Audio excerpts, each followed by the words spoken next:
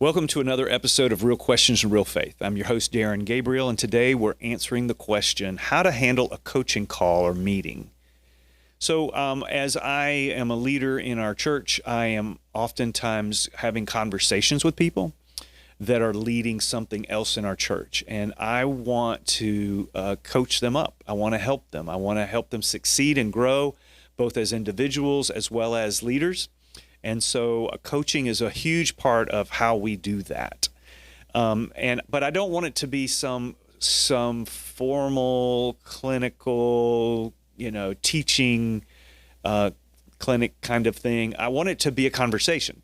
And so I learned this. Well, somebody taught me this. I don't remember who. They just gave me these 5 words that start with the letter P to kind of work through as an outline and how to coach somebody in a very informal way over the phone or in person. And so I just wanted to share that tool with you. I call it the 5 Ps for coaching. It's a framework that I use to guide the conversation to maximize our time together but it's so simple that I don't feel like it, I feel like it can just flow like a conversation, and therefore it can kind of go wherever it goes. Because I don't want to be so directive that it feels artificial. I want the person to speak what's on their heart and what they're wrestling with so that we get to the place where we encourage, equip, and empower them to do what it is they're doing. So with that said, let's jump in and talk through these 5 Ps. So the 5 Ps are, I'll just say them real quick. The first one is personal. The second one is praise. The third one is problem. The fourth one is plan. And the fifth one is prayer. So here's how it works. So when I sit down with somebody or I'm on the phone with them, I'm going to immediately ask them, how's it going? I'm going to ask them that question in some form or fashion to get them to share with me, how's life? I just want to be there. And if we don't get past this question, the whole conversation, that's okay, because if they're burdened with something, that's the priority, because it's affecting their leadership, but more importantly, it's affecting their whole life. And so we want to make sure that we're being personal and that we're leading them with compassion and not just with, I have an agenda and I'm using you as a clog in the machine, okay? So we have that conversation. They share what's personally going on in their lives, whether it's good, bad, or indifferent.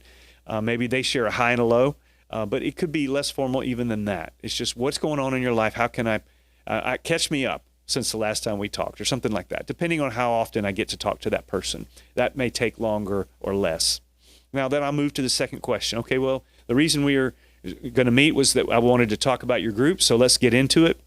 What positive things are happening in your group? So positive things, what praises do you have? What things are happening in your group or that are going well? And so then they'll share the things that they see. And this is also oftentimes very encouraging to them, because it forces them to recall things that they might not have really taken in and processed very fully. I tend to do that. I tend to move past the positives and get to the problems and I kind of can be hard on myself, and sometimes our leaders can do that as well. So we want to make sure that we're praising God for the positive things that are happening in our group. And let's give God credit and glory for that, and let's recognize that we were a part of that. Now, there inevitably are problems, challenges of some kind. Sometimes they're big, sometimes they're small, sometimes there's a lot of them. And so I want to give them time to verbalize those. And I'm not here to fix all their problems. I have to be really careful as a leader not to try to just immediately try to solve their problems. I need to let them express those problems and let them hear those problems expressed out loud in their own words. Then I'm going to ask clarifying questions to make sure I heard correctly. And then depending on the severity of the problem will depend on how I handled that or in the response. Because after that, I'm going to ask them, okay, what's your plan for dealing with this problem, that problem? And it might be that I'm involved, but it might be that I'm not. And so I want to help them walk away with a plan that's written down, and it could be just real simple steps, but next steps that they're going to take so that the next time I sit down with them, if the problems are still there, that I can say, well, did you do the things that we talked about? And sometimes they do and they don't work. Sometimes they just didn't do them. Usually it's a mix. Or they might say, oh, the problems are gone. Praise God. So there's another praise. And maybe they have new problems. But we want to help them develop a plan, because a lot of times, especially if they're new, they don't know how to solve the problem. But a lot of times they can figure it out. just hearing the problem out loud, they'll just use common sense.